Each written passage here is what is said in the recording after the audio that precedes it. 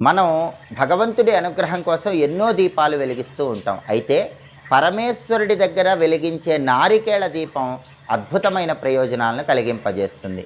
కార్తీక మాసంలో వచ్చే ఏ సోమవారం అయినా సరే ఈశ్వరుడి దగ్గర నారికేళ దీపాన్ని వెలిగిస్తే లక్ష్మీ కటాక్షం కలుగుతుంది, శివానుగ్రహం కలుగుతుంది.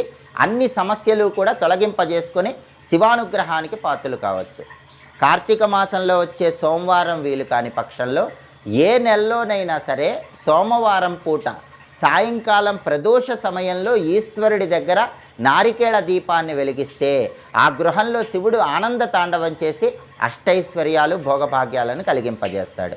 ఈ నారికేళ దీపాన్ని ఎలా వెలిగించాలంటే కార్తీక మాసంలో వచ్చే సోమవారం కానీ లేదా ఏ నెలలో వచ్చే సోమవారం అయినా సరే ప్రదోష కాలంలో సాయంకాలం పూట పరమేశ్వరుడి చిత్రపటానికి గంధం బొట్లు, కుంకుమ బొట్లు అలంకరించాలి.